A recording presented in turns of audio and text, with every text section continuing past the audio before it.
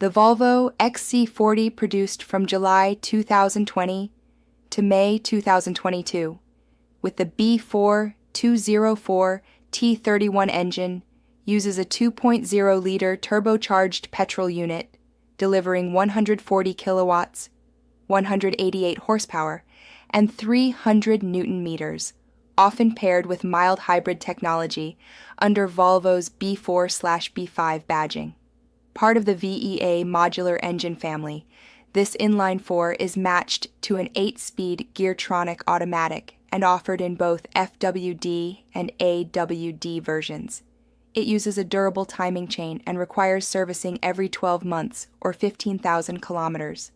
The engine holds about 5.6 to 5.9 liters of fully synthetic 0W20 oil, meeting Volvo's VCCRBS02 AE specification, essential for the turbo and emission systems.